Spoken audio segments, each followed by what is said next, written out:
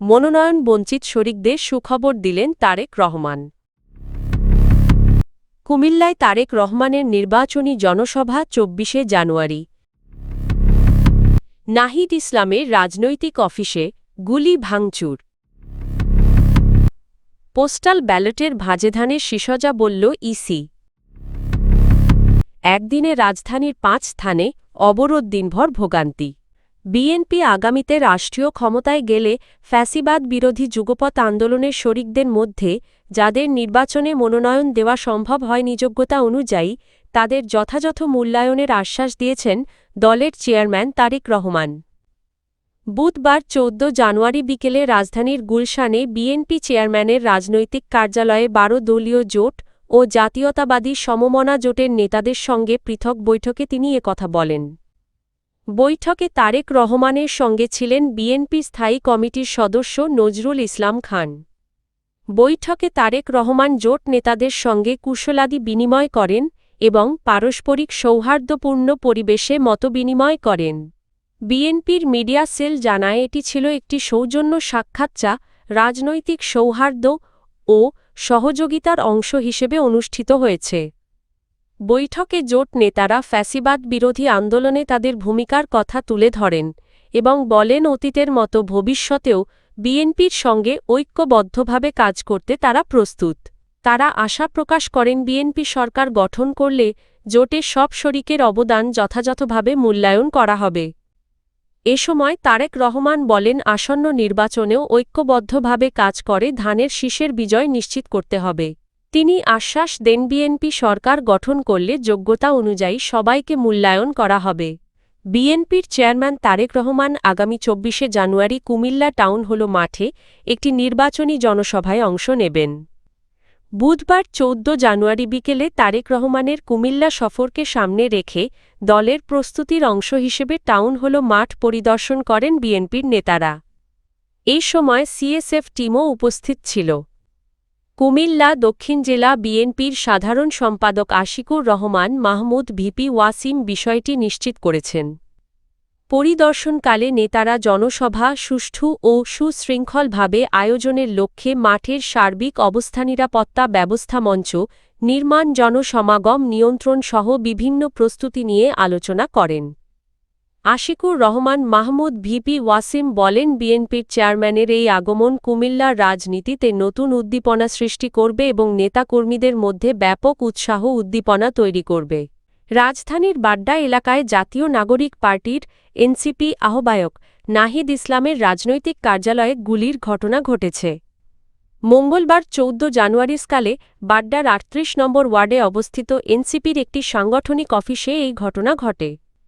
দলটির মিডিয়া উপকমিটির প্রধান মাহবুব আলম বিষয়টি নিশ্চিত করে জানান কে বা কারা গুলি চালিয়েছে তা এখনও জানা যায়নি। এ ঘটনায় অফিসে থাকা ব্যানার ফেস্টুন ও আহ্বায়কের ছবি ভাঙচুর করা হয়েছে।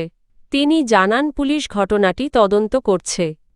এদিকে এর আগের দিন মঙ্গলবার বিকেলে রাজধানীর বাংলা মোটরে এনসিপি কার্যালয়ের সামনে গণভোটে হ্যাঁ ভোটের পক্ষে প্রচারণা ক্যারাভ্যান উদ্বোধন করেন নাহিদ ইসলাম। সে সময় তিনি অভিযোগ করেন একটি বিশেষ রাজনৈতিক দল আসন্ন গণভোটে না ভোটের পক্ষে প্রচারণা চালাচ্ছে। নাহিদ ইসলাম বলেন গণভোটে না জয়ী হলে দেশে পুরনো ব্যবস্থা বহাল থাকবে এবং এর ফলে জুলাই অভ্যুত্থান ব্যর্থ হয়ে যাবে। পোস্টাল ব্যালটে বিএনপির নির্বাচনী প্রতিষ্ঠানের শীষভাজের মধ্যে পড়ে যাওয়ার অভিযোগের বিষয়ে ব্যাখ্যা দিয়েছে নির্বাচন কমিশন। বুধবার ১৪ জানুয়ারি বিকেলে আগারগাঁওয়ের নির্বাচন ভবনে আয়োজিত এক সংবাদ সম্মেলনে ইসির সিনিয়র সচিব আক্তার আহমেদ জানান ব্যালট পেপার ছাপানোর ক্ষেত্রে সরকারিভাবে প্রকাশিত গেজেটের ক্রমধারা বা ধারাবাহিকতা অনুসরণ করা হয়েছে। তিনি বলেন বিষয়টি একটি অনিচ্ছাকৃত ত্রুটি হতে পারে, তবে ব্যালট ছাপানোর দায়িত্বে থাকা সংশ্লিষ্টদের সঙ্গে কথা না বলে বিস্তারিত মন্তব্য করা সম্ভব নয়। যতটুকু জানা গেছে সরকারি গেজেটে যে অর্ডার নির্ধারণ করা ছিল সেই অনুযায়ী ব্যালটের বিন্যাস করা হয়েছে। এর আগে মঙ্গলবার ১৩ জানুয়ারি বিএনপির স্থায়ী কমিটির সদস্য নজরুল ইসলাম খান অভিযোগ করেন উদ্দেশ্যমূলকভাবে ধানের শীষ প্রতীকটি ব্যালটের মাঝামাঝি স্থানে রাখা হয়েছে যা ভাঁজ করলে সহজে চোখে পড়ে না। এ কারণে এখনও পাঠানো হয়নি এমন ব্যালট সংশোধনের দাবি জানিয়েছে বিএনপি। পৃথক দাবিতে শিক্ষার্থীদের সড়ক অবরোধে বুধবার রাজধানী ঢাকা পরিণত হয় চরম দুর্ভোগের নগরীতে। গুরুত্বপূর্ণ ৫টি স্থানে একযোগে অবরোধের ফলে কার্যত স্থবির হয়ে পড়ে নগরীর যান চলাচল। ঢাকা সেন্ট্রাল ইউনিভার্সিটির অধ্যাদেশ জারির দাবিতে সরকারি ৭ কলেজের শিক্ষার্থীরা টেকনিক্যাল মোড়, মহাখালীর আমতলী সায়েন্স ল্যাব ও তাঁতীবাজার মোড় অবরোধ করেন। অন্যদিকে সহপাঠী হত্যার বিচার দাবিতে তেজগাঁও কলেজের শিক্ষার্থীরা ফার্মগেট মোড় অবরোধ করে। অবরোধের কারণে বিভিন্ন সড়কে সৃষ্টি হয় তীব্র যানজট। ১০ মিনিটের পথ পাড়ি দিতে লেগে যায় কয়েক ঘণ্টা। অফিস ছুটির পর পরিস্থিতি আরও নাজুক হয়ে ওঠে। রোগীবাহী অ্যাম্বুলেন্সসহ জরুরি সেবার যান চলাচলেও চরম ভোগান্তি দেখা যায়। মেট্রোরেল ব্যবহারকারী ছাড়া অধিকাংশ মানুষ নির্ধারিত সময়ে গন্তব্যে পৌঁছাতে পারেননি। সবচেয়ে বেশি ভোগান্তিতে পড়েন নারী, শিশু ও বয়স্করা। সরেজমিনে দেখা যায় দুপুর 12:30টার দিকে সায়েন্স ল্যাবে অবরোধ শুরু হলে মিরপুর সড়কে নিউ মার্কেট থেকে গাবতলী পর্যন্ত যান চলাচল বন্ধ হয়ে যায়।